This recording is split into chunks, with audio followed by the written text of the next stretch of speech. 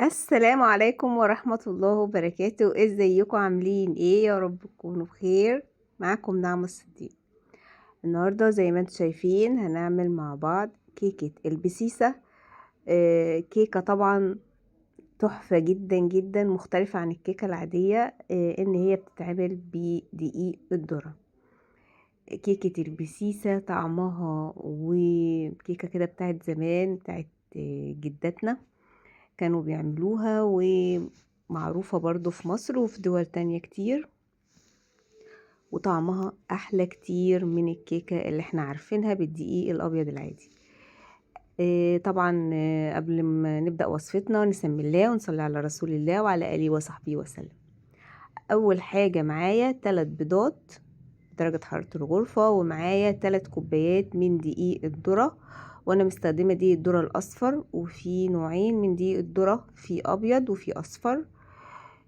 طبعا في ناس بتستخدم دقيق الذرة ده، ممكن تقولك احط كوبايتين دقيق ذرة وكوباية من الدقيق الابيض، بس انا الوصفة الاصلية اللي انا مستخدماها اللي هي ان انا استخدم دقيق الذرة بس، ما ادخلش فيه دقيق تاني يعني.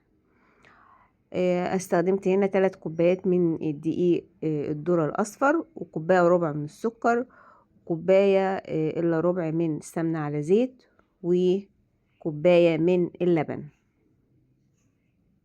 وطبعا معايا بيكنج باودر، وانا مستخدمة بيكنج باودر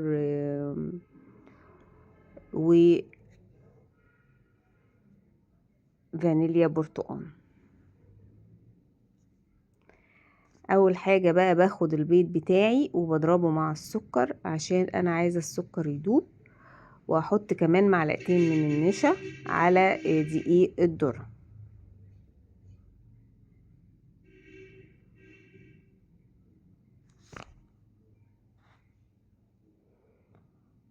واحط رشة ملح كمان. اقلب كل المكونات مع بعضها كده كويس، وبعد كده اخد البيض بتاعي واضربه مع السكر علشان انا عايزة السكر يدوب معايا كويس جدا جدا، واحط كمان معلقة من الخل.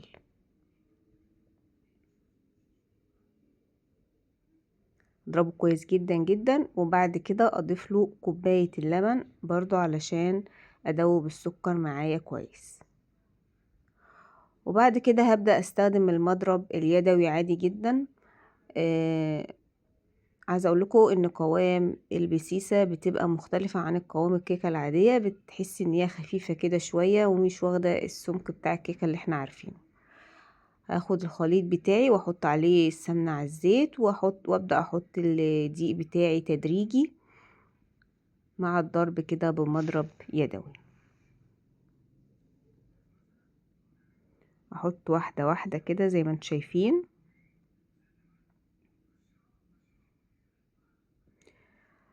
طبعا انا كنت نسيت احط البيكنج باودر على دقيق الذرة، فهبدأ احط بقى الفانيليا الاول كده، وبعد كده احط البيكنج باودر على الدقيق واقلبه، وهقلب برضو لحد ما اخلص الكمية كلها. طبعا زي ما انتم شايفين القوام بتاعه خفيف مش تقيل زي الكيكة اللي بالدقيق الابيض.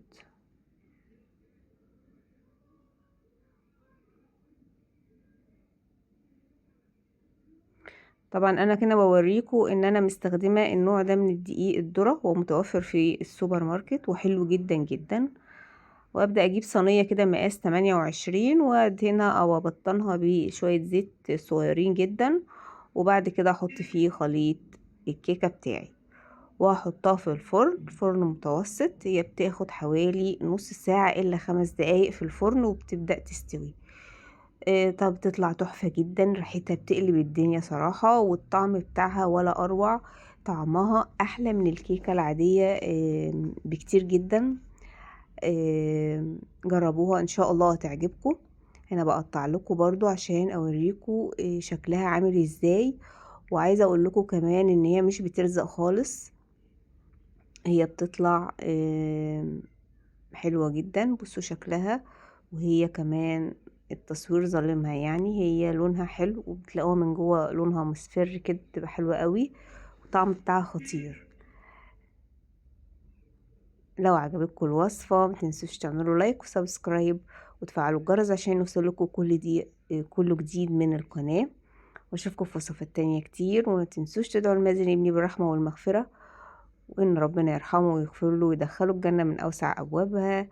واقول لكم باي باي.